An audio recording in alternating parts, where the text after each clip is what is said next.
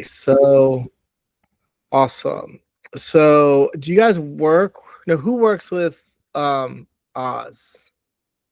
I know Oz. Okay, I got Yeah. So yeah, you. Yeah. So he's a you're the one. friend. You're Yes, the troublemaker. Got it. I am. I like Oz. Oz is awesome. Yeah, He's very decisive and he is funny. He's super funny. yeah, he's funny. Yes. Yeah.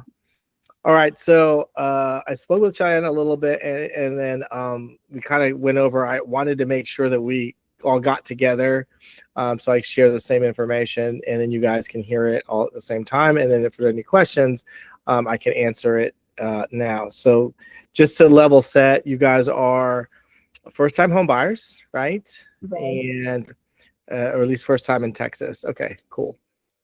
And now I know that you guys went out a little bit, which is awesome.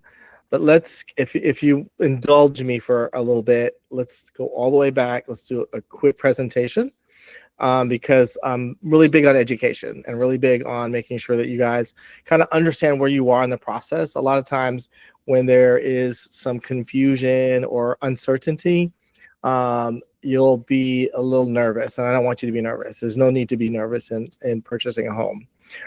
So if we could do that, I will go through that, and then we'll jump into the real fun part. Is that okay? Sure. Awesome. So I'll send you this as well.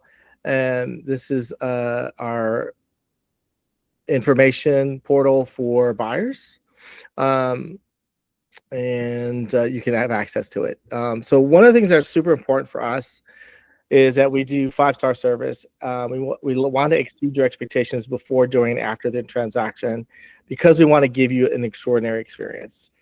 The 5 stars, the reviews are great, but what's more important to us is the relationship going forward. So for example, Oz introduced us together, and I just wanted to make sure that you know we're taking great care of you because we want Oz to be happy with the connection. And so that's why we give our business to our past clients because we want to do so great that you guys are like, oh my gosh, you got to use us.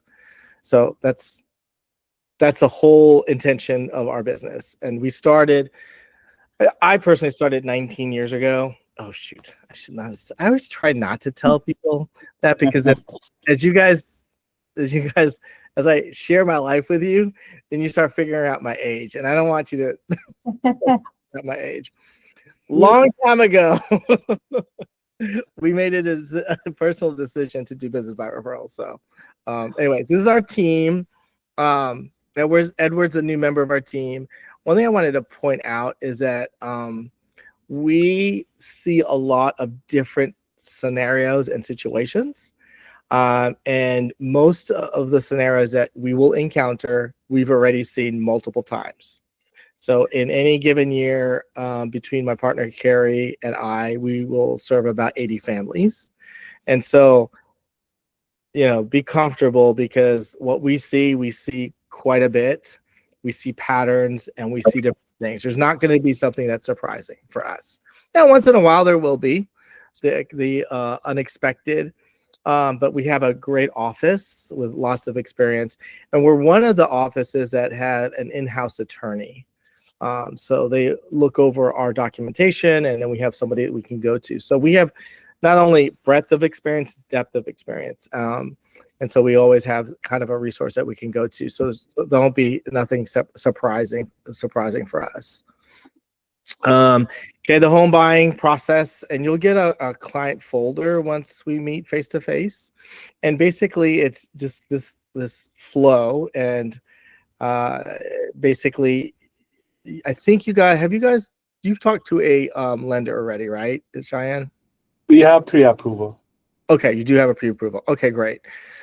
So one of the key things when you're talking with your lender is to make sure you understand when you pick a house, you understand your cash to close and your estimated monthly payment. That always can change depending upon the house you pick because the location determines your cost of ownership. That's kind of important. So it's principal, interest, taxes, and insurance. The taxes insurance part is all determined by the location. So if you pick a pretty house, let's say, for example, we go to Pearland. Pearland is in Brazoria County. Brazoria County is a coastal county. You are required to have windstorm insurance. It's $200 a month more, period. Anywhere in Brazoria County, similar to Galveston and Liberty, because it's on the coast, it is required to have windstorm insurance.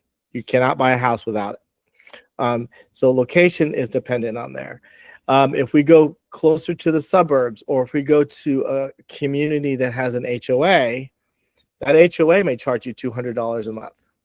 So, you know, if you pick a house outside, just outside the HOA, it may be zero, right? So even though it's pretty, you've got to make all those considerations because it'll impact your monthly payment. It's important. So you've got the pre-approval. You guys did some discovery. So you go out there and drive around, get comfortable with the neighborhoods and stuff like that. Because even though it's pretty online, you've got to see where it is, because you may be backing a commercial strip center. You may be backing a bar. You may be backing up to a what was that? The other day, they didn't realize it was backing up to a cemetery. So yeah, we've seen some. Yeah, we saw one that is backing a train track. Oh, so, yeah, there you go.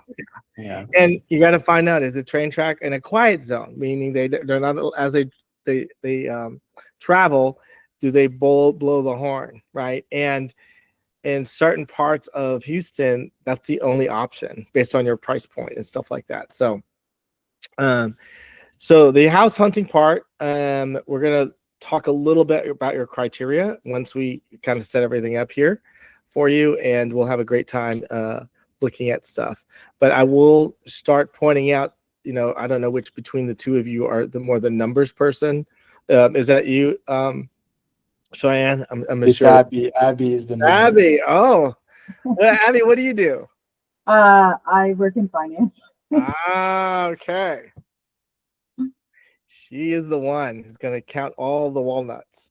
All right. So so we'll talk through that because it's going to be important for you. Now, at some point, it's going to be similar, like one location to the next, will be quite close. But if we go like two different areas, you can have a 0.25 to 0.3% difference on tax rate. And that can be significant over time, right? Mm-hmm. And if I want to be completely honest with the perspective, you know, we're here at the average interest rate, mortgage interest rate historically. Supposedly, we're going to drop by a point or two in the next couple of years. So you probably 100% most likely are going to refinance, right? So some of our conversation is right now, point in time, apples to apples, oranges to oranges, right? You're going to do that comparison. And in the context of everything else and kind of where we're going and where the market is and all of that stuff, you will refinance. You most likely will save $200 to $300 or $400 more per month because you're going to refinance, right? So and that's, we've all been waiting. Like everybody's been waiting about it. We've been talking about it for at least 3 years. Once things jumped up from 3.25%, you know, everybody's like, oh my gosh, 7%. I mean, we were even selling houses in the 7.5 and 8% climate last year, and it was rough. It was rough. Like everybody was sticker shocked, but that's because they were used to 3.5. They were used to 3.75, stuff like that. Okay, so we're gonna make a strategic offer. It takes me about an hour to put that together. I'll look at what recently sold. I'll give you some advice on what I think the bank will approve it for, and then what makes sense for you guys relative to the seller. And that takes a little bit of time. We'll look at the condition of the property, what they claim with the property, and things like that before we make that offer. And then you'll do your inspections. So there's really two periods of negotiations. The first is for the offer.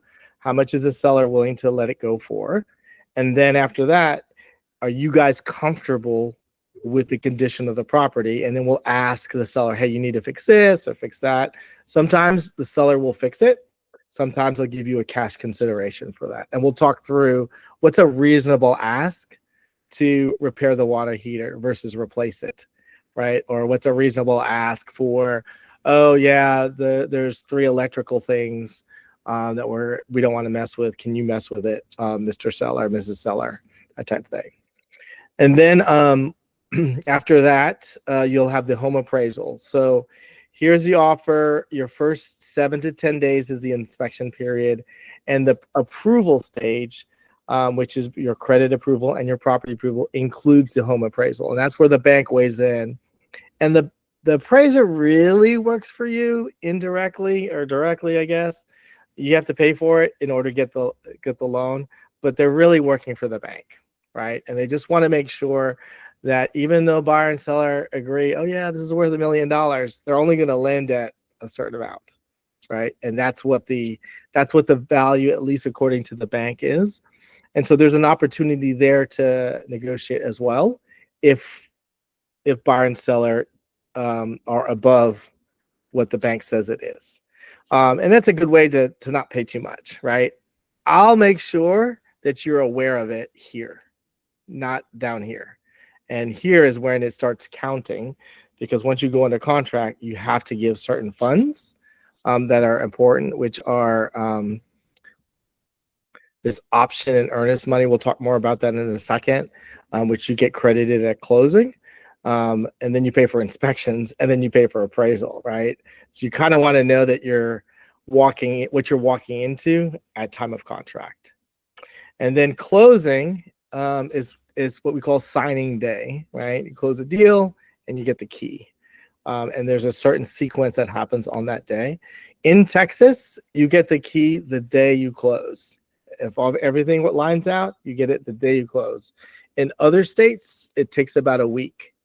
You can take possession, like in New York or New Jersey, you can take possession, but then it doesn't transfer ownership until like a week later, which is super weird to me, but you know, that's other places. Any questions on this? No, yeah. Cool. All right, so as your buyer's agent, we do a lot of these other tasks. We're not going to go through any of this. Just understand that there's a lot of behind the scenes work that we do, that I do, to make sure that your front experience is smooth or appears smooth. All right, so pre-approval process. You should have gone through this. They typically are testing for your debt to income ratio, which is going to be 2, 2, and 2. 2 years bank statements, 2 months pay stubs, and 2 months wait, excuse me. 2 years, what did I say? 2 years tax returns, 2 months pay stubs, 2 months bank statements. And when you go under contract, it's about 35 days. So that's going to go into the next month. So some of the documentation that you provided at the beginning, you're going to have to re-provide again once we cross the month. They just want to make sure, the bank wants to make sure that you guys are not laundering money, that every dollar that comes into your bank account is accounted for, right? They want to avoid fraud and all that stuff. I know you guys are good for it. You're friends of Oz. You probably are not laundering money. It's okay. And if you do, don't tell me. Don't show it to the lender. Whatever you do. So leave that account off your list. Yeah. But just I want you to understand that they got a lot more stricter in the last let's see, 2015 was when all that stuff happened. So about 10 years ago, they got a lot more stricter, and a lot of people are like, oh my gosh, so much paperwork. Why do we have to give all this stuff? Well, what do they say? He who has the golden goose that lays the golden eggs makes all the rules. So these are the rules, and you got to follow them, and you've got to be timely with it. So if they ask for a pay stub, the way they work is they package everything, then they send it on to the next step. You can't just send 1 or 2 things. So typically you got to wait for the whole package before they can. Otherwise, you go to the bottom of the list. So if they ask for something, be timely with that. Usually a day is okay for turnaround. All right. So we're going to talk about your dream home, your wish list. And I'm going to take a couple notes, and then I'm going to give you some advice on how to, which I think you're doing already, but how to really get comfortable about it. All right. So tell me. So it was what, 350, I think, was the high end of it. And then tell me a little bit about what you're looking for. So like style, or what you want in the kitchen, what are some of your hobbies, all of that stuff. Yeah. So in terms of the price range, it's actually, I think we can go close to 500, ideally in the 400s. So that would be the high end. I mean, Abby can say something different, but I think I that's my know. opinion. She's Yeah, doing the purse strings. yeah. So, but I think on the high end, I think we're comfortable to go up to 500. That's the max. Okay. Ideally less than that. And then on the low end, I don't think we can find anything as nice less than 350. Okay. So that's the range that we're looking at.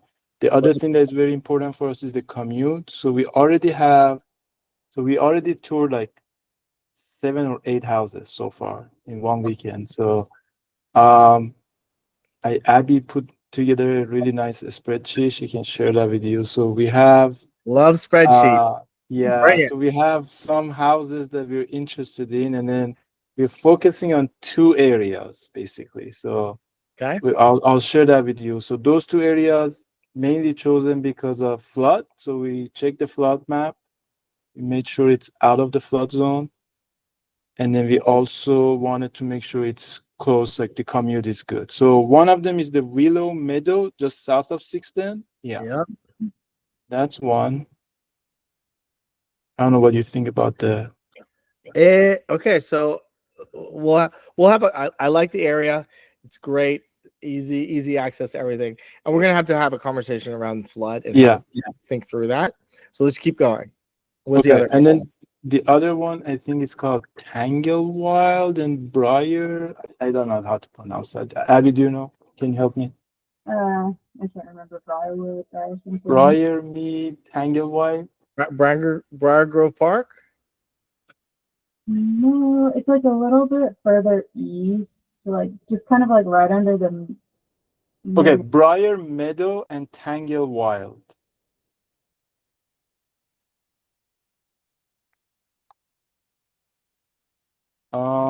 That doesn't look Right. right. No. Richmond. Yeah, area. It's Yeah, like okay. Yeah, suggested yeah. area Okay. north of 69 in the tollway. Yeah. Okay. Love those places. Had a client who lived here. One of my really good friends. Sold a bunch over here. Know this area really well. Got it. So it's all good. In terms of the house, we definitely want one story. Eventually, we're gonna have in-laws living with us who can't really do stairs, and we have a dog too, a big dog. So stairs are rough for like hip dysplasia and stuff like that. Nothing too big. I mean, 2 to 3 bedrooms. 4 is okay, but we're not looking for like something massive. It's a starter home. We don't have a lot of stuff. Sure. And we Okay. don't clean too much. Yeah. Anything with the kitchen, anything with the primary bedroom, the garage, and anything, the backyard, pool, no pool. What are you guys' thoughts? Yeah, definitely a yard that's nice and big enough for the dog. We're always happy with a pool, but it's not a requirement. Okay. Garage, it doesn't matter if it's attached or detached, but we do want one. Okay. Ideally two garage. Okay. And then on your dog, what kind of dog do you have? She's like a golden retriever German Shepherd mix. Oh wow, a golden shepherd. Interesting. Yeah, Nice. she's A rescue or? yeah, I got her from a shelter back when I lived in Kansas City. Okay. Missouri or Texas or Kansas? Kansas City. The Kansas side. Kansas side. Okay, cool. Yeah, you're in the highfalutin side. Too funny. Well, cool. All right. So really, oh, and then one story. So, okay, good. That should be fairly straightforward. Okay, cool. And then one of the things which you've already done is actually drive the area. And then I usually tell people to do the big three: shop, get gas, and eat or work out somewhere close by, because those will be your people. Those will be neighborhoods. So if you don't like those people, you gotta adjust. And the places that you're picking are fantastic. So just so you know, they're good areas. Like there's some areas, right? Like, okay, let's talk where I would tell you never to go. And the one place is right here. It's Sunnyside. That's the hood, and it's very transitional and very strange to me. The other one right here is one of the wards. It's not for everybody, right? So if you were coming from a big city like New York City, or parts of Chicago, large, urban, dense, highly dense places, then I would be okay putting you there. But other people, I'm like, no, that's not your first spot. We cannot do that. You're not allowed. You know what I mean? Like there's some places I'm like, nope. We're not selling. You're not buying anything in here. Because for me, it's anybody that we come as a client of ours, we treat them like family. So I just don't want, I want to be able to sleep at night knowing that you're at a good spot in a good place. So, all right. So, and then sometimes if you can't get to it because you're busy or whatever, I would use a Pegman in Google Maps, for a street search. So when you kind of, want to look at something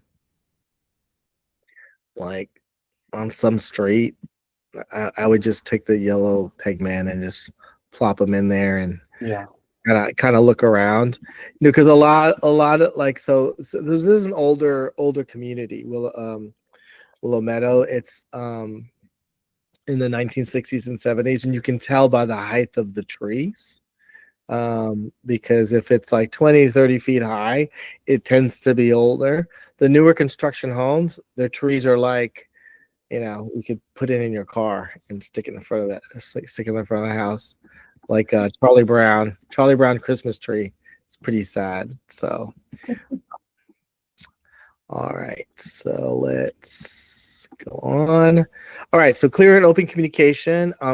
So in the beginning parts of our home search, especially when we're like in earnest, we may be talking every day, or texting, at least some level of communication.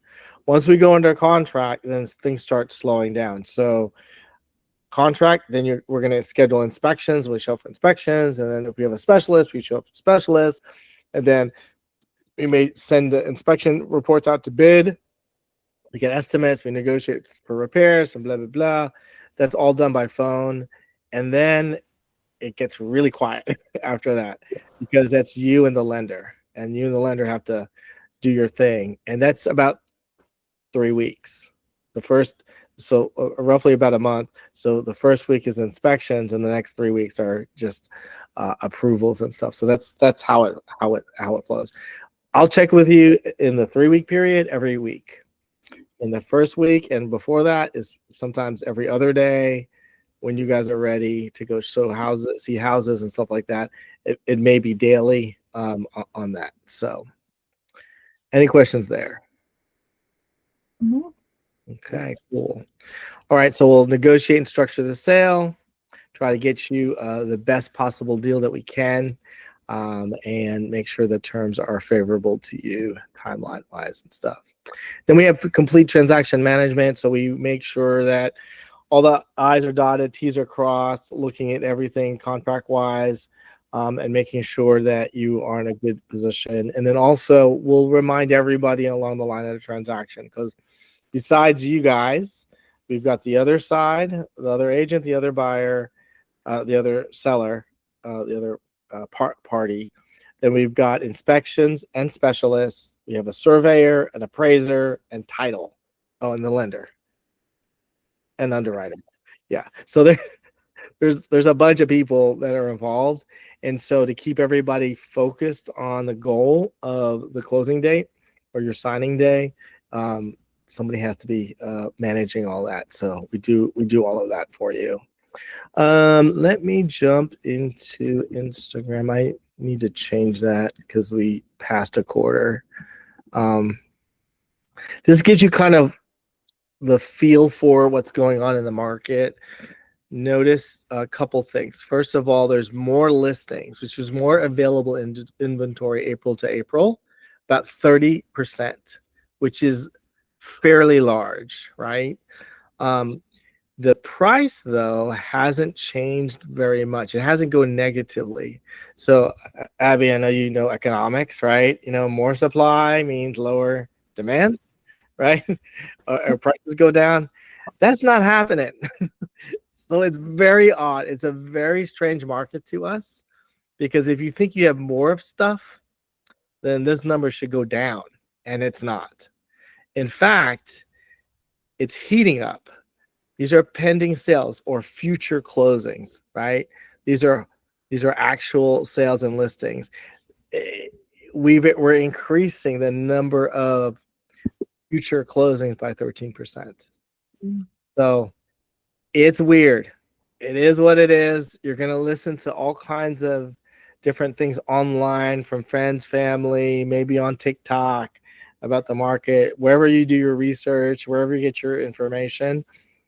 This is the hard data for Houston. And real estate is a hyper local market. So this is just talking all of Houston. By the way, side note, I love this. Are you German, by the way? What? Are you German? Yeah, your Instagram is all in German. Was it German? I don't know. Oh no, that's the well, you know, I'm not German, sorry. That must have been the setting I accidentally hit. Oh, I Sorry. see. Okay. Yeah. That would have been impressive, right? If I spoke German. Yeah. I didn't even notice that. So that question I was asking. So he's like a hawk. Cheyenne is like a hawk. He's Yeah. like watching everything. He's noticing everything. Can't Can't get nothing away from him. Look, so here's Connecticut, and here's the state of Connecticut, the size, and this is around 600 square miles, right? So this number, this German number, is covering the average across all of Houston. And understand your market, especially like in Willow Meadow or Briar Grove Park or Tangle Wild, is going to be kind of a smaller number. Actually, I think it's going to be higher than this. It would be my guess, and we'll look at it in a second. So, any questions? This is the geeky part of it. I like numbers, and so here we go. All right. Did you guys hear about the lawsuit, National Association of Realtor lawsuit? Okay. So let me just clear the air, because there was a lot of misinformation and a lot of confusion. So the state of Texas is one of 11 states that always had, this is my second career, always had buyer agency, where we explained how buyer agents get paid, how the seller's agent gets paid, all of that. It's always been clear since I was a new agent. And when we report as a listing agent, we're representing the seller, we report the commission paid to the buyer's agent on the MLS. Okay, that was pre-lawsuit. And every state has a different way they do things. They have a different contract, different legalities, but in general, everybody reported on the same platform. What the judge did, or the lawsuit was all about, was that was considered collusion. That we're getting together and we're talking to the other 40,000 agents, or whatever the number is, and we're all working together to say that everybody will be paid the same. And that's not the case. It's always been negotiable since, I don't know, I started in 2006. So as a result of the lawsuit, and by the way, when you do a class action lawsuit, who gets paid the most? Not the individuals. Correct. The lawyers got paid 35%. You ever get? I got this recently. iPhone. Like there was some lawsuit with iPhone, where what was it with Siri or something, whatever. And if you bought an iPhone in the last 5 or 10 years, and you're entitled to whatever, you know how much that was? Like $2. Yeah, like $25. I mean, it was just a hot mess, a total hot mess. Anyways, whatever. Today, I've got to call every listing agent and ask, how much are you paying? So you'll know this anyways, because this is what I did before the lawsuit. Before the lawsuit, I had to call them anyways. I had to call them asking, okay, what is the age of, they have the age of the roof on the seller's disclosure, but they don't have that age of the AC or the age of the water heater. It's kind of critical to know to make an offer, right? And then the second thing I ask, are you working with anyone? Is anyone, because I didn't want to take you over there, get you excited, and that morning they've already negotiated a deal with somebody else. Like, that's a waste of time, and that's, disheartening. I don't want you guys to have that experience, right? So I was asking that. So that would be this will be my third question. Is the seller paying for the buyer's agent's compensation? And I'll let you know. And just so you understand, it hasn't changed very much. Like, it's always the seller has been paying, because here's the risk. If the seller doesn't pay for my side, but the other 9 homes that buyers are looking at do, where's that buyer going to go? The other 9 homes. They're just going to. It's just a matter of economics. So whatever. So this is the change. We used to get it all online, and now I have to call and ask for it, which I'm doing anyways. So there's a lawsuit. Yay! For clarity, just so you understand. So we'll work all the details with the listing agent, make sure we have clarity around that. We'll have a written agreement, outlines our services and compensation. Since they can't be listed on MLS anymore, I'm going to find out. So no big deal. And I have a spreadsheet I'd like to show you too. It's kind of cool. I'm very proud of my spreadsheet. All right. So leveraging our expertise will connect you with others. So one of the big things is most people don't have their own inspector. We've vetted inspectors over the years, and we have the best of the best in Houston. I like this particular company because the owner made a commitment to outfit all of their inspectors with about $10,000 worth of equipment to measure stuff, right? They have a thermal imaging camera. They've got a drone. If you can't reach the roof, they can fly the drone. They have a zip level to measure the flatness of the foundation, all of the things, right?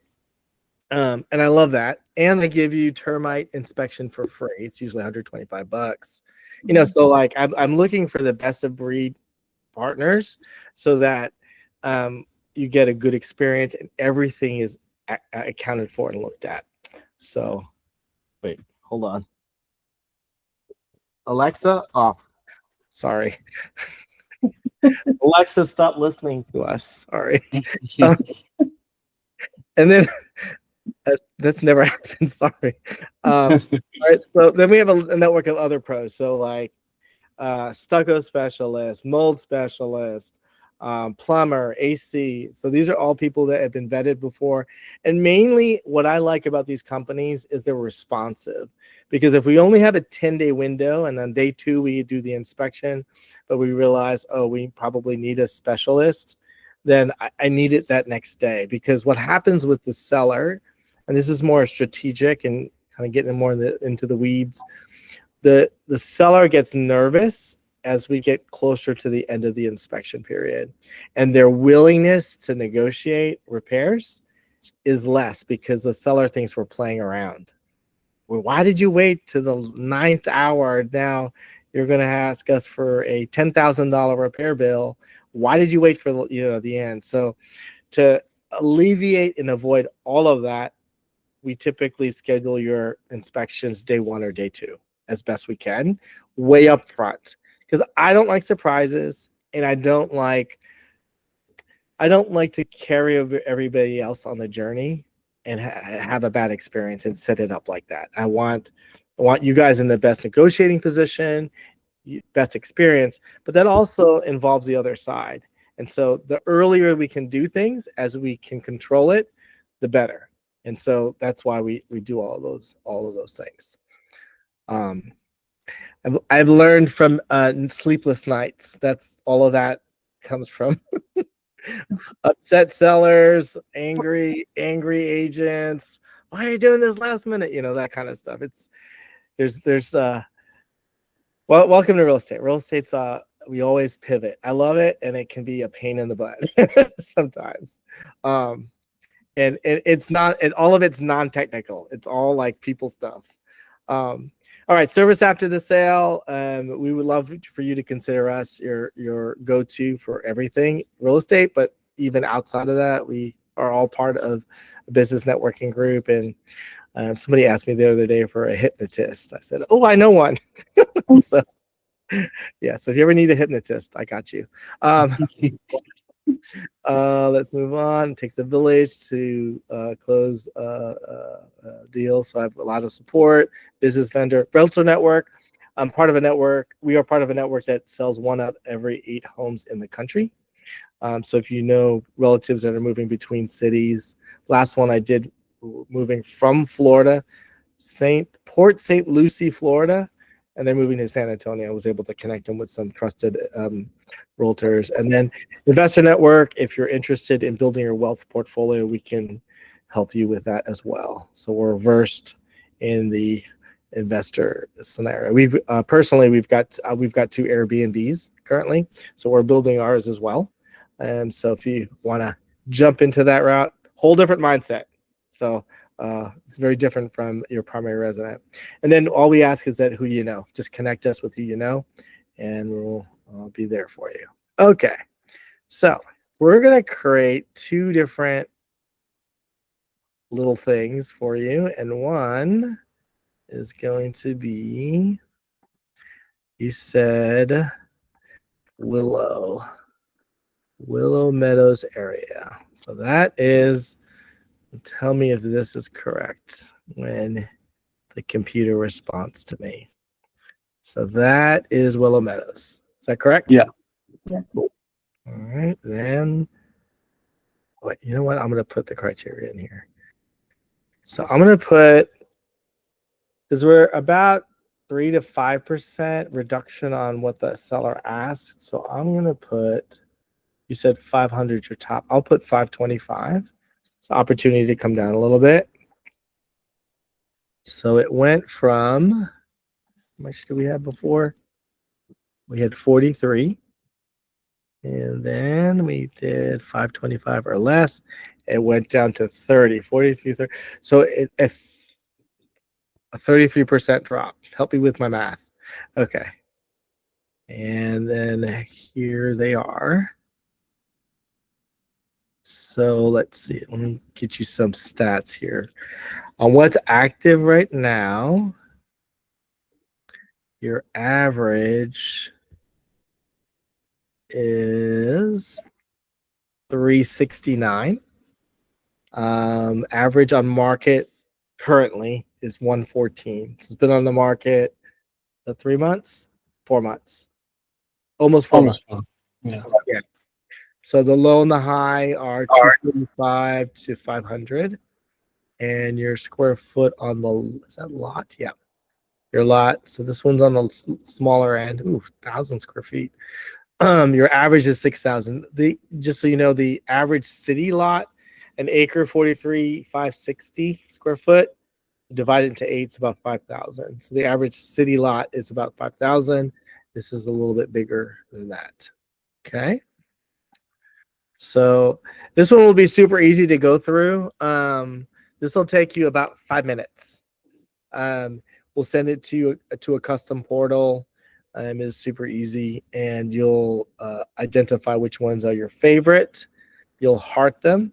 A red heart is favorite.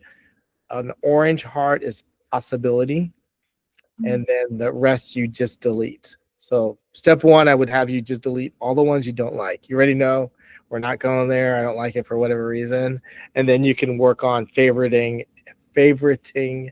and possibilities. So let me show what that kind of looks like. This is what I'm working on my end. So these are some of my other buyers. These people just went under contract. Here she has 3. Jason, this guy's a single guy. He likes everything. I like everything. I have 40 that I like, right? So I'm like, dude, you're killing me, dude. Because what you guys don't know, it takes about 3 hours to do 8 to 12 homes, 5 minutes per house, 10 minutes drive time between houses. And if the clumps are too far apart, it may take longer and this and that. You will be exhausted.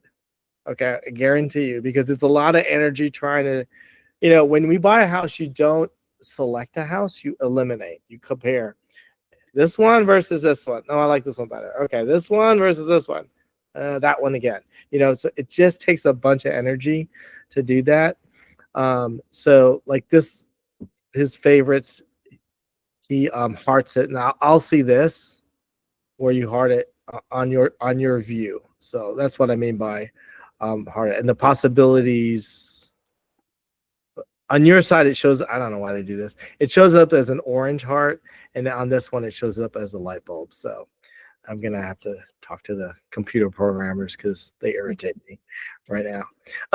Anyways, so like this one right here is a lot size of 1,284. They're asking 414. I don't know if this is going to make sense for you guys. It's nice. It's beautiful. It's gorgeous. It's front loading. I like that.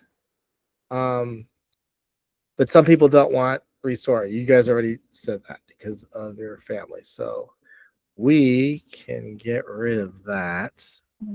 We have looked at some that are multiple stories, and like as long as everything is on, like there's a primary bedroom on the first floor, it's fine. But a lot of those kind of setups have the bedrooms up top. We have found several that do have that primary bedroom. And kitchen in the first floor. Yeah. So here's, okay, and you guys can appreciate this because you guys are smart.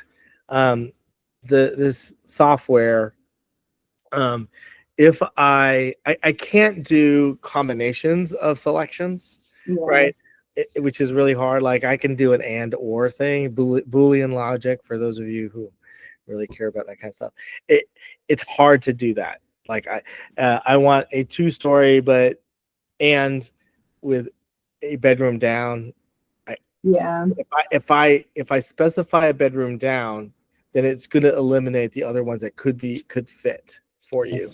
So no, I think we're focusing on one single story. Okay, cool. Yeah. It's just all right. Because of dog too. So yeah. Okay, so let's because the thing the how this works is if I start like, okay, so it's better for you guys to I'm so sorry, I'm not sure what is happening to my stupid screen here. It is not getting out of my way. What happens with the criteria if I this is small enough that I'll just let you go through it, but if it gets too big, sometimes if I put too restrictive a criteria, it eliminates something that's good for you guys to look at.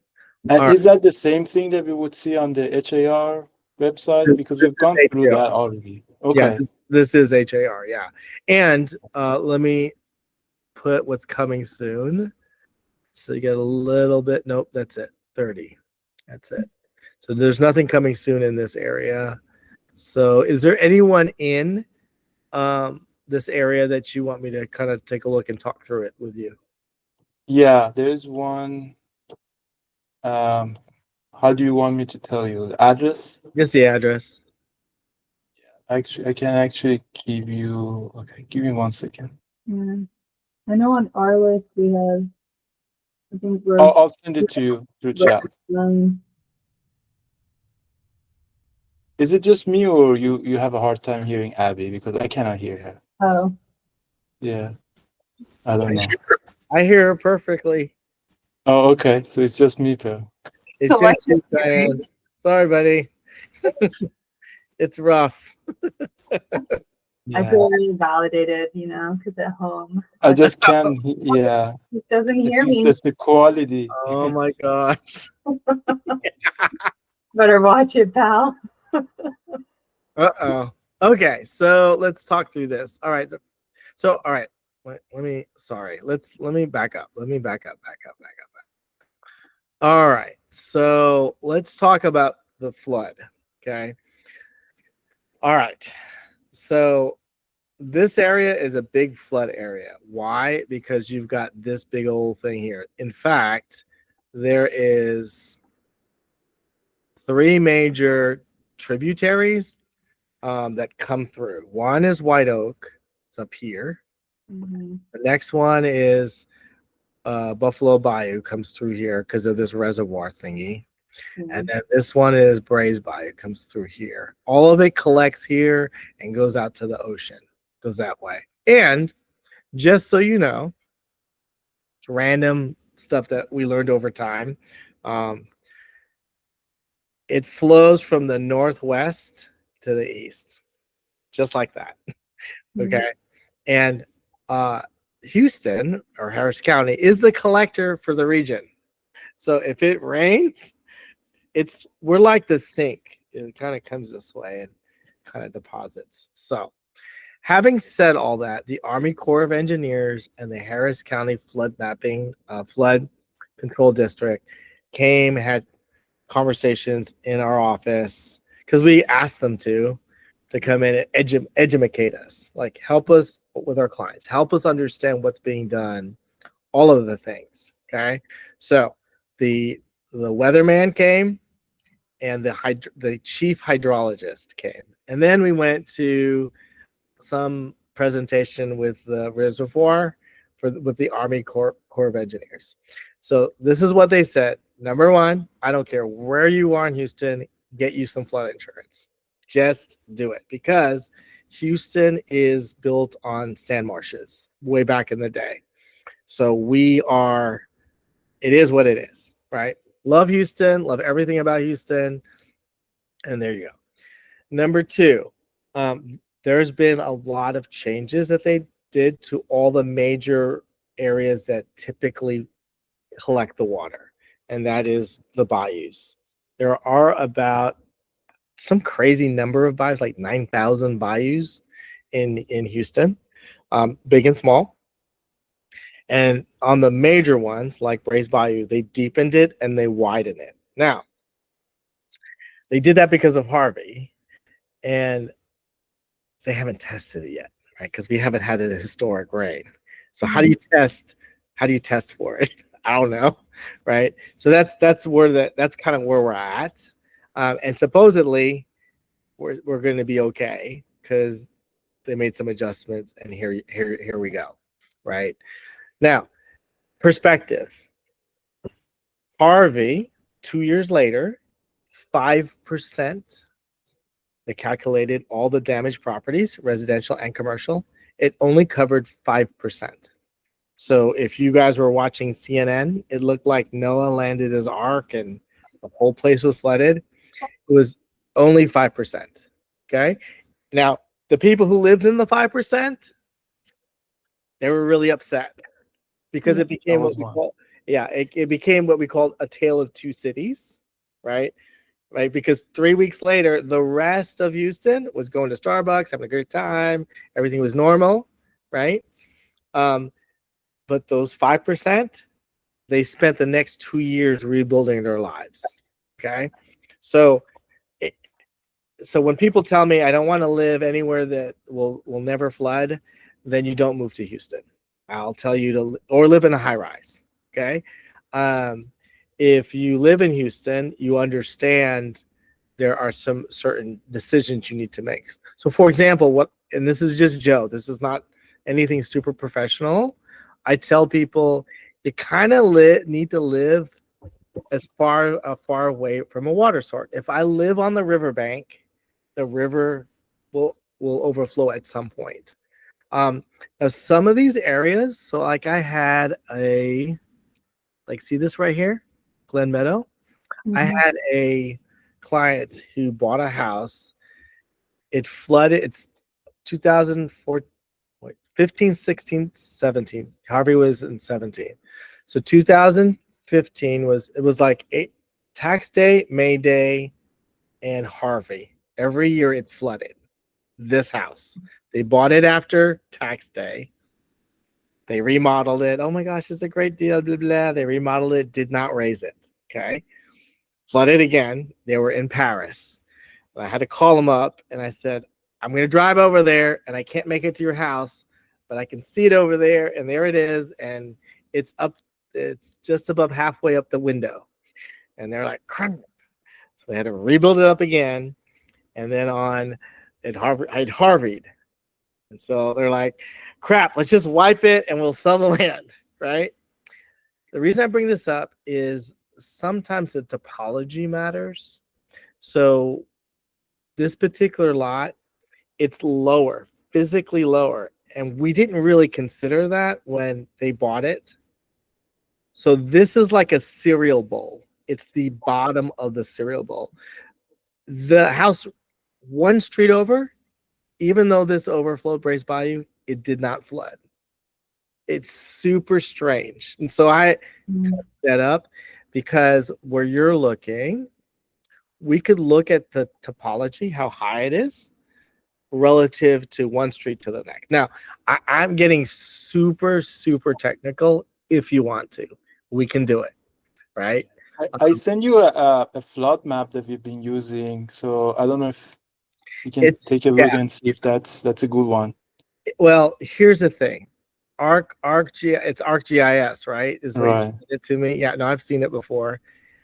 You can look at it. We can see if there's where is your chat? So if you go up a little bit up, it should be there. Let me send it again. Where is the damn chat? Here it is. There it is. Okay. Yeah. I mean, we can get into all of this. Let's see. Let's pick a street. Which one did you like? You guys liked this one, Green Willow. Okay.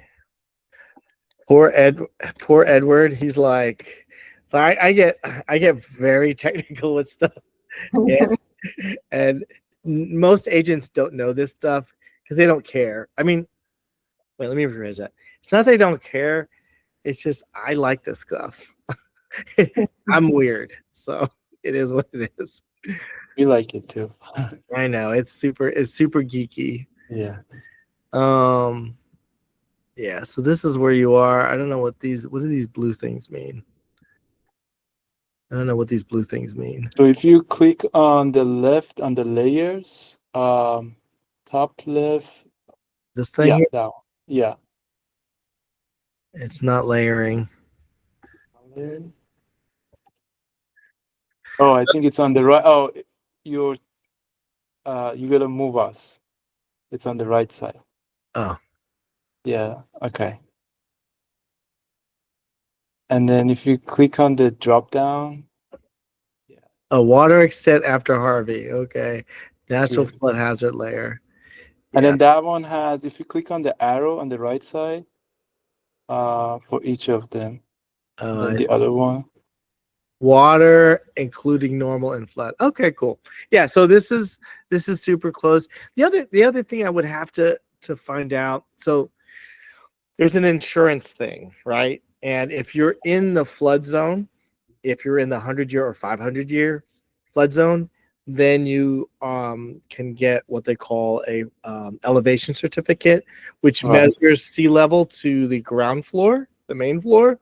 And if it's, even though it's in the flood zone, but if it's high enough, you can get a lower flood insurance. Okay. Now, one thing about flood zone, 100-year, 500-year. I do not like it at all Yeah, because actually, this one actually shows you. So if you click on the arrow that says National Flood Hazard Layer, yeah, and then Legend, yeah. So, and if you zoom out, yeah. The other one I looked at here is Harris County FEMT, which is this, and this is an easier one. That one's an engineering one. I don't I can get lost in it. So this is the other way you can look at it, and it builds it in, right? So the light blue and the light green are 100-year and 500-year. So it's kind of outside of that. And then your ArcGIS one is very like super minute detail. So it's another look at it. yeah, The thing I don't like about this 100-year and 500-year is this makes me think as a consumer that I will flood once every 100 years. This is what it reads, and this is what people talk about, which I hate. What the hydrologist from the Harris County flood people said, it's 1% every time it rains. Okay. And then it's 0.5% every time it rains that you have a potential of flooding. That's what that means. Okay. Good news right here. You're in the gray. You should not have to get flood insurance. And it also says it on our end that you're in zone X, which is to be outside and the 500, 100-year, 500-year floodplain. Okay. All right. Way deep on the flood. Sorry. Okay. Been on the market, days on market, 20 days. No big deal. They don't have any property disclosures, which I think is crazy, but whatever. Been on the market for a bit. I can ask her while we're talking. yeah. So we actually did tour this one, and they have an offer for lease. So they're putting it both for lease and also for sale. And they kind of wanted us to let them know soonish what we want to do. Yeah, But that was the very, very first house that we ever saw. yeah, yeah. Interesting. Okay, cool. So this age of home, 1958. I'm gonna ask you to do plumbing inspection because a home that has cast iron, it may be cracked underneath the slab and you won't know it, right? So the older home, during the period where cast iron, galvanized plumbing, anytime, because the material is going to interact with the soil and the water, it may come through. Our current building practices, it's PVC pipe, but now you have all the anti-plastic people who don't want to ingest the microplastics. So now they don't want PVC. So I don't know. Well, you're gonna make it with glass. I don't know. Maybe that's Cheyenne's challenge. You got to figure out which materials. Come on, man. Help me out. Help me out. Working. We're very like pro inspection though. Like I think we would probably go on the deep end of inspection. And I would, because here yeah, you can have a good baseline and then you kind of understand where things are. And that's the other one that we're actually interested in, the one that you were just added. Not that one, the lower one. China. Yeah, that one. China. So that's another, but we haven't seen this one yet. Okay.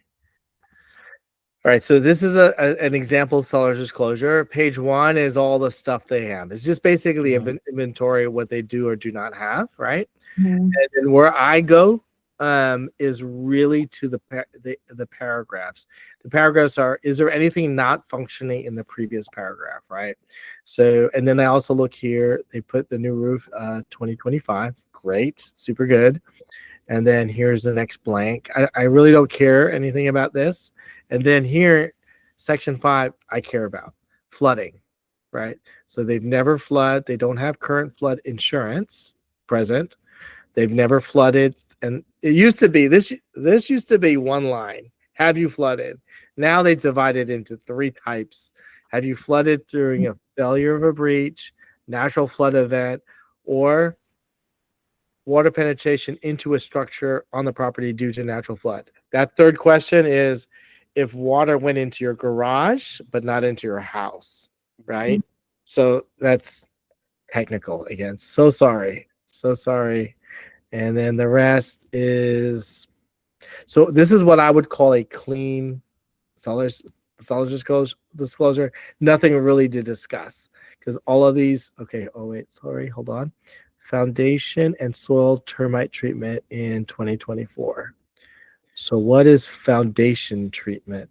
So they probably mean they've repaired the foundation. So this is a follow-on question that I would have to ask in the background. Yeah, is that normal? Because we had another one that had it. Yeah. Is what normal? Just having a foundation repair. Should we be alarmed by it? No, not at all. So we are on sand. We're on clay. It's not solid. So it's not a question of if, it's when you will get flood foundation repair. Every house is going to probably go through one foundation repair. So when I see a foundation repair done, I think, oh my gosh, that's excellent, because they put supports down to where it's immovable. All houses will have to undergo this at some point. Yep. It's similar to termites and roaches, right? It's not if I get termites or if I get roaches, it's when, right? So welcome to Houston. All right. So what was the other one that you were kind of looking at? Oh, wait. Hold on. Let me go back because we didn't even look at the pictures. Also, on this age of home, you guys are okay with small closets and 8-foot ceilings. The ceiling height is gonna be short. Is that okay? It depends, I guess. Yeah, we'll have to look at it. Yeah, I know. Yeah. No, this is super cute. So this is a quartz countertop. Right. So this is super durable. It doesn't stain. Granite stains.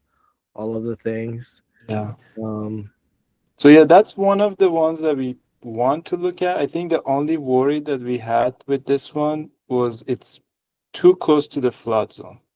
It's still out of it, that 100-year and 500-year. It's kind of close. Well, in that area, because there's 3 that we were looking at: the Lemac one, the Osby, and the Chena. Yeah, they're all close. We're just a bit cautious, I would say. We're on the if you zoom in, yeah. But remember, it's all about location to water source. Like you're thinking correctly, because we don't think of the freeway as a water source, but when it overflows from the bayou, it goes where? Right. Streets are going to act as drainage. So you are correct. Because if you were to look at this, well, let's get really technical. Okay, what am I doing with my life? Okay, there you go.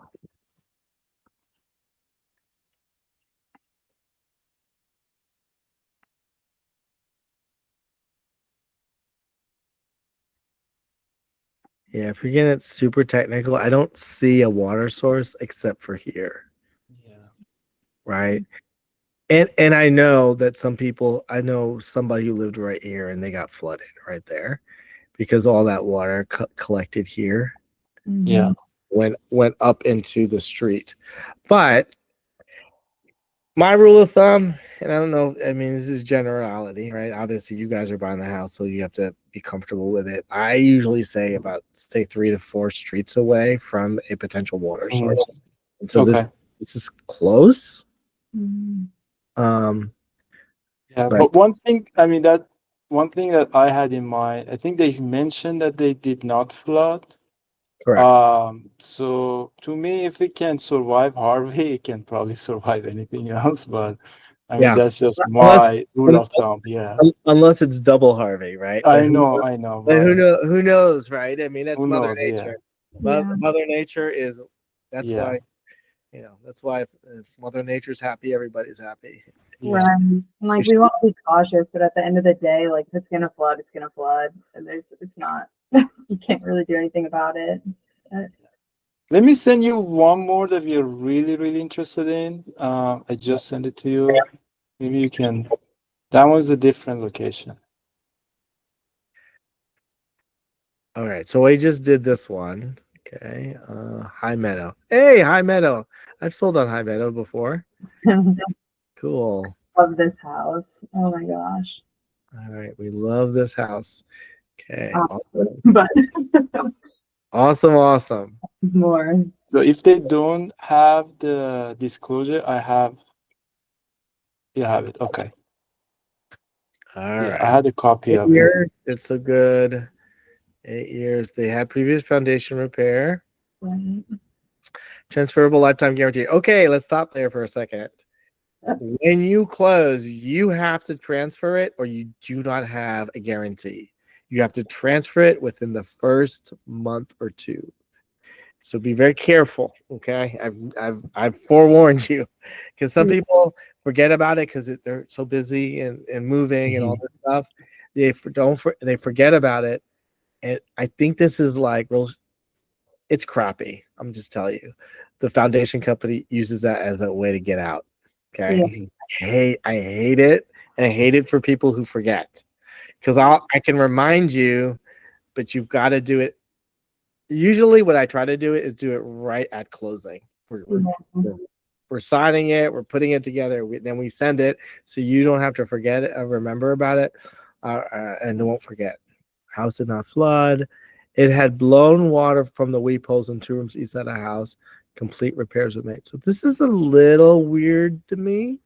Okay. Yeah. Do you know what a weep hole is? We were like, what the hell is that? Okay, so easy. But Yeah, on brick wall. Yeah. So a weep hole, if you're looking from the outside, that's a weep hole. Here's your foundation. Usually your foundation should expose about 1 to 2, 3 inches. And the weep hole is, okay, so the brick is permeable. Yeah. So the water is hitting it, the rain's hitting it, and it sweats behind it. Okay. The weep hole is supposed to be where it escapes, and it's designed to do that.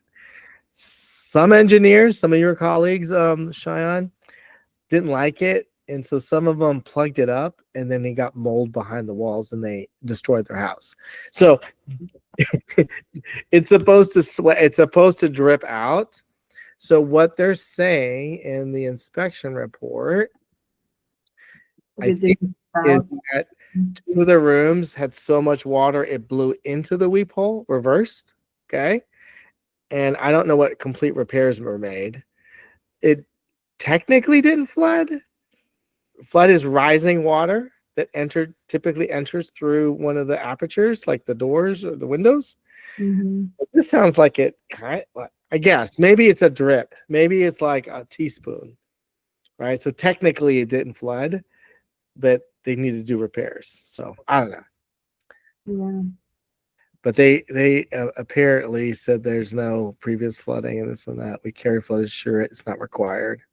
Before Harvey, we used to say this: "Hey, it's not in the flood zone. You don't need flood insurance. Don't worry about it." And we've had several communities that were not in the flood zone that got completely devastated.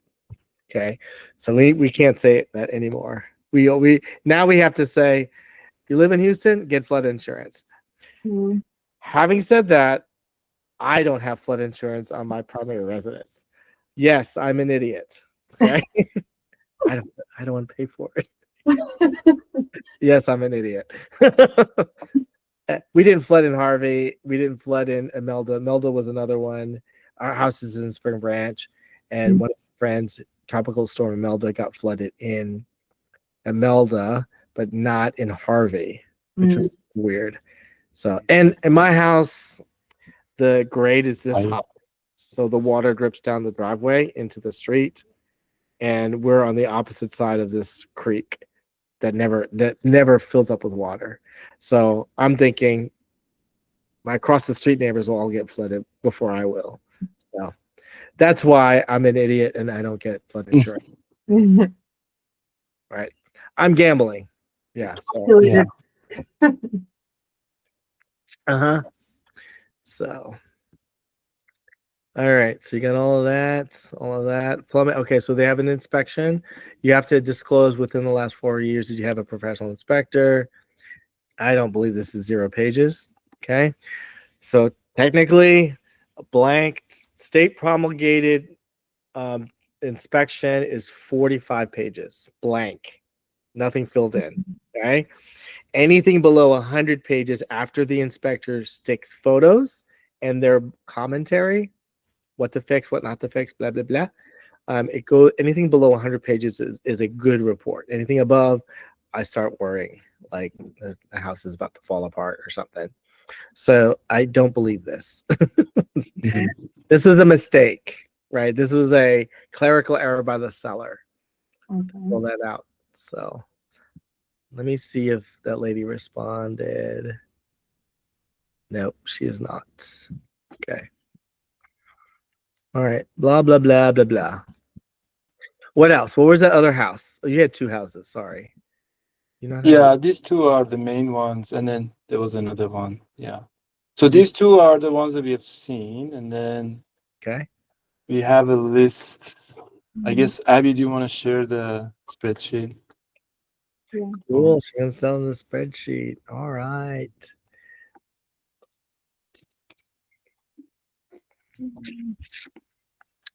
All right. So I'm going to save this as y'all search.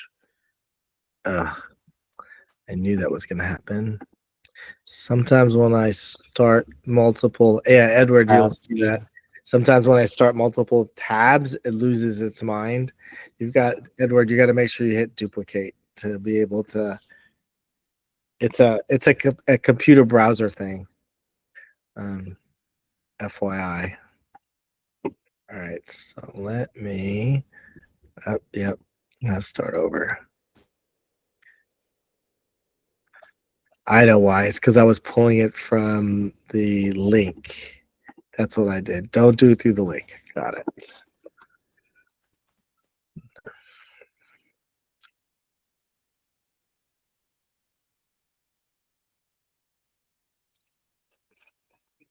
I think Abby sent you the spreadsheet. Via email or via text? Oh, it's in the chat. It's just via chat, excuse me. Link. Via chat. Hopefully. Okay, Willow Meadow area.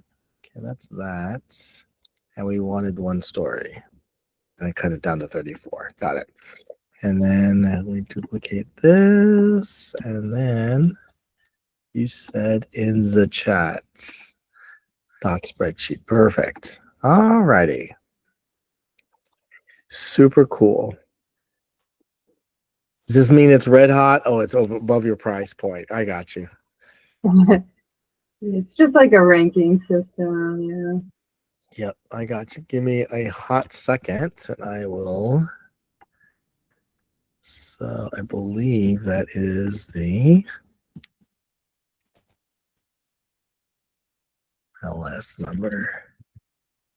No, it's not. I was hoping it would be.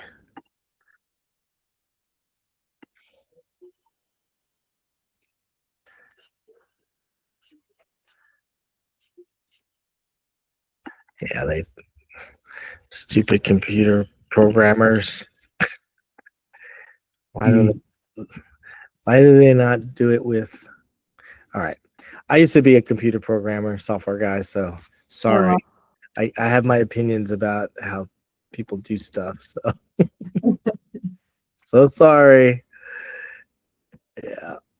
I'm trying to put this all on a map so we can easily Come on. Look at it in context of each other. Give me a little bit more time here. 1, 2, 3.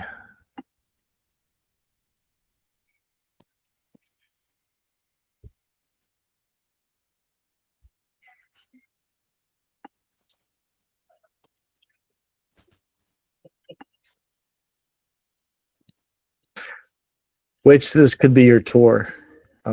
This is great because when we go out, when are you guys available to go out? So that's tough. I'm gonna be out of town. I'm flying out Thursday. I get back Sunday. So we're available Wednesday, but that's probably too soon. I don't know. Tomorrow. No, it's not too soon. I mean, we just got to get it together. So typically I request 24-hour notice because we got to, for the houses that are occupied, I got to kick people out. People out of the house. They may have a dog to put up. They may have to come home and let the cat out. I mean, whatever the reasons. And some of them are vacant. So those ones are going to be super easy, obviously. So give me a second.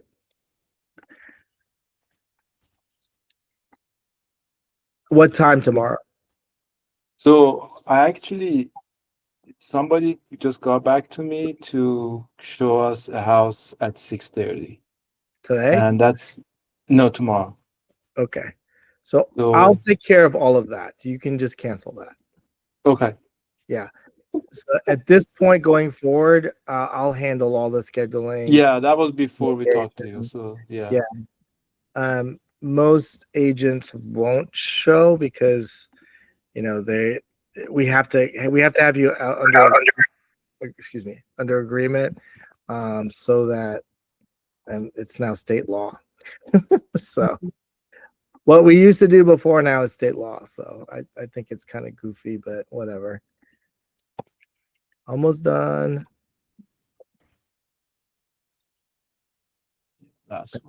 Thank you for your patience. Oh, thank you. All right. All right. So we got 11. Is that right? 1, 2, 11. Yep. Perfect. All righty. Okay, so if we were to schedule it for tomorrow, let's see, drive times. Bam. What's your address of where you're going to be, or where you live, or? Yeah, so maybe we can focus on one area at a time, maybe not all of them. I mean, it depends on you, but no, we're doing all this tomorrow. The issue is out. I get off work like 5:36, so I don't know if we have enough time. Can you? No, yeah, we can. I mean, sundown. Wait, where's sundown? Sunset Houston. 8:11. Okay, we can do this. All right. So, can you be there at 6 o'clock? First stop. I can be there at 6 o'clock. Where is your work? What's your address? I'm at Sugarland. Give me an address. 110 Schlumberger Drive, SC. Schlumberger, yeah. It's SCH. Oh, it's SCH, yeah. Schlumberger. Schlumberger, yeah. Sorry, didn't mean to be all of that. Hold on 1 second. Get directions. Okay, so you're 8, 9, 10. Wait, hold on. Let me think this. 10, 12 miles. It takes me about 25 minutes. I'm going to estimate 30 minutes. So 6 o'clock sharp, you can be at Spellman, number 2? Yes. Okay, yes. Perfect.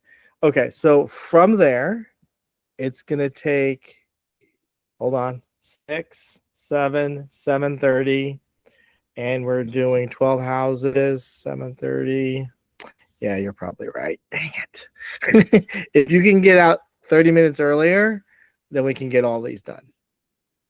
Okay, maybe I can make it work. Yeah. Make it work. Yeah. What, Cheyenne? Can you not make it work? Is that what? No, I can make it work. Yeah. He will. Okay, 5:30. We can definitely Yeah. do this. Yeah, no problem. Yeah, because so these houses right here.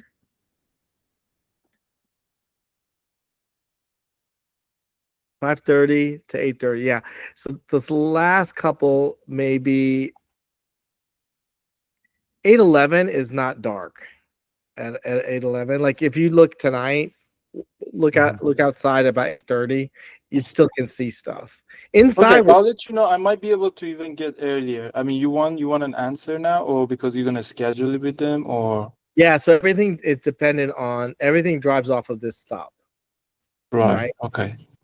Right. Okay. Oh, let's You want to show. start at 5? I can Let's, I can be there at 5. oh, what happened? How did you do that? That's cool. I mean, I'll ask I'll just tell them I need to leave. You're the big boy. You're the big Yeah. man. Get it, dude. You get it. So this is an example of, all right, this is my last client, but don't look at the number. This is my last, so I schedule from 12 and then we go through 2. So I do spreadsheets as well.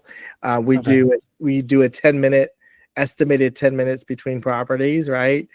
This is 11 miles between that property to this property. So I schedule it, and then I figure out, okay, where the hell is the status? Do they receive multiple offers? Did they get a cash deal?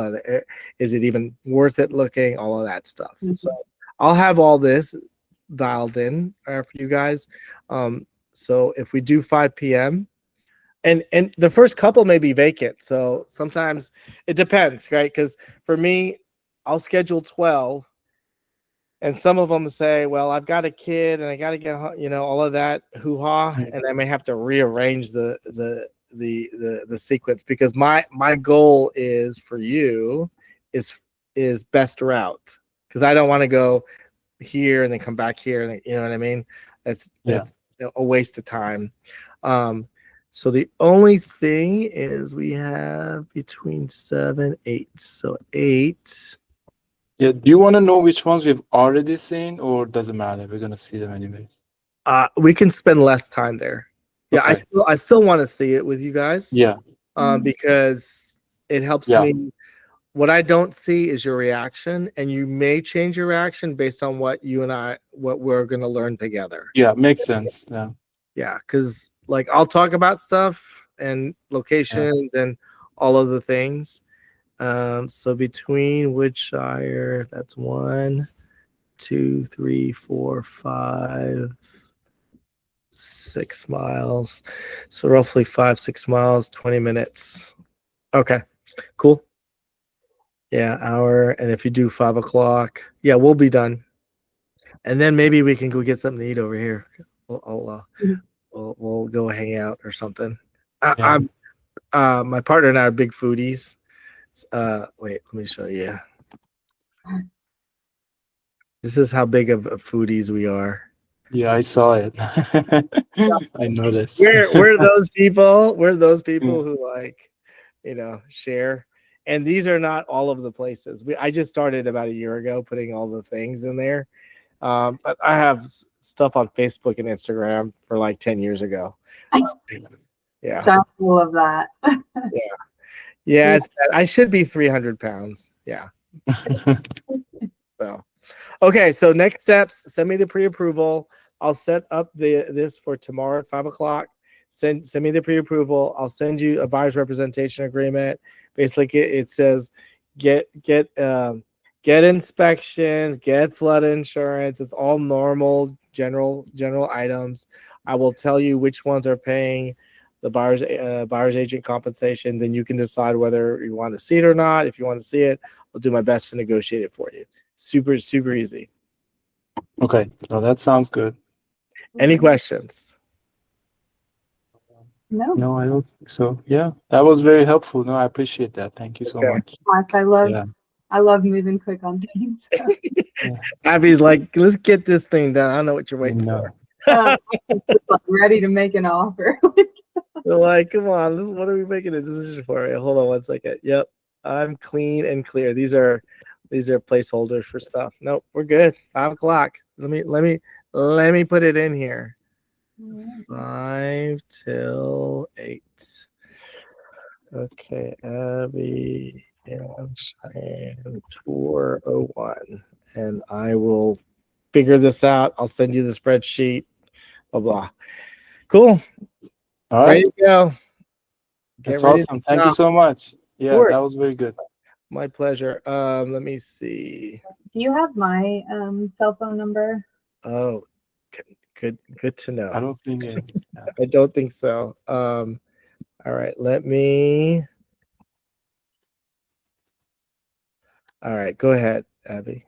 Okay, 913 913 957 957. 9806. Okay, I just sent you guys a text with my business card and all of the things. So, yeah. Okay. One thing on the pre-approval before we hang up. So I don't know. I wanted to be smart about it. So I got 3 different letters with 3 different numbers because I think a lot of sellers they ask for it. So for example, if you're looking at like a 300K house, I didn't want to tell them, oh, like I can afford 500. So I don't know if that makes sense. Yeah. No, you don't want to tip your hand, but I can handle that real easily. I'll say, look, it's the top of their deal. They don't want to go too high. They want to be able to go on vacation. So, Right. So okay. So I'll send you the one with the approved for 500. So, question, who did you get which type of lender did you get it through? This was just Zillow, but I mean, we're gonna shop around. Okay. My recommendation is to go with a broker that will give you their cell phone number. Okay. I have their cell phone number. Perfect. And that they've done business in Texas. Okay, that I don't know. Yeah. Their underwriter has to do business Texas. So Texas property law is different for every state. And sometimes I get really goofy questions. And then I ask them, have you ever closed anything in Texas? And they're like, no, this is our first time. And can you explain this? I'm like, I'm not here to educate you on what you should know as a lender. If you do business here, you've got to understand. It's mainly around HOA stuff. And I don't want to bore you to death with that kind of technicality. And they should have proficiency here, which means that their underwriting may not be familiar and we unnecessarily get stuck, right? And you are the only one under contract legally with the seller, not the lender. The lender's inexperience does not prevent you from getting into a lawsuit with the seller because you sign with buyer and seller sign together, right? Seller doesn't care where you go. They're assuming that you're going with a Texas-based lender, right? And if you have a delay because of your lender, it's on you. So I hear you. That's kind of what the thing is. So Osgore or Oz did his with a credit union that was national. And in a perfect world, I would get you with a broker who does business locally. The next level up is credit union. The worst to me is national bank, because credit union, national bank, they're all salaried. No matter what they do, you're just a number. You're just a file on a pile, right? Whenever they get to it, they still get paid. Mortgage brokers operate very differently because if they don't close, you don't get paid, or they don't get paid, then they don't eat. So they make things efficient, and they're very into customer service. So super important, super important. I'll send you my preferred people if you like to use them or what. To be honest with you, I would shop 1 or 2, and that's it. Because you're gonna change your rate anyways in about a year or two. Yeah. Refinance. So who cares what you pick now? Just get to the finish line. Number one. Number two, when we go under contract, you cannot change. Do not shop it. Do not, because that 35-day period, 85% of it is the lender that you pick. And if you switch a lender, it starts the process all over again. All over again. Okay. And guess what? You're on the contract with the seller, not the lender. You know what I mean? Now, if they can't do it because of whatever, then yeah, you have to switch the lender. But if you're shopping for the lender for the best rate or best customer service or whatever, I wouldn't do it once you go under contract. I would stick it all the way through. Grin and bear it. Yeah.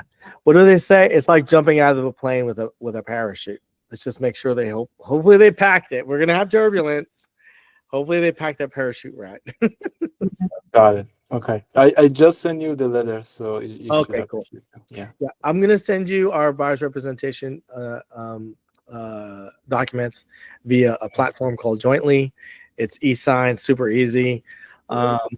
It's going to tell you you should get an inspection, which you will. It tells you you got to get property insurance. You got to get you should get flood insurance. There's a definition of terms. It's all promulgated by the state of Texas. It is what it is. We have to have it before we actually schedule anything. Okay. Yeah, just so you know, this is how it looks on our end when we schedule. Let's see, which one is the one that you like, China? So this is like, let's say, tomorrow. Let's say we're doing this whenever time. No, wait, you were doing 5 p.m., 6 p.m. Let's say we're doing 6 p.m. See right there. I must have a signed buyer's rep in place in accordance with the law. We used to not have to do this. I call BS, but whatever. Well, you got to flex with it. Alrighty. Is what it is. Oh, I was showing you stuff that you couldn't see. Sorry. Yeah, we were with you, Yeah, scheduling, and then here's the schedule thing. China, 6 p.m. and it says must have it signed accordance with Texas law. Got it. Blah blah blah. It's a cramp in my style. I just want to work. I just want to show houses. Why do I have to do all of the things? It's so stupid. So, anyways, there you go. All right. Well, let me get busy. It's going to take me about an hour to throw this together, and you'll start seeing stuff happening. So, we will Okay. All right. conversation 5 p.m. I will tell you where to show up. All right. Perfect. Thank you so much. I appreciate it. All right. Bye, y'all. Thank you. Thank Bye. you. Bye. Bye.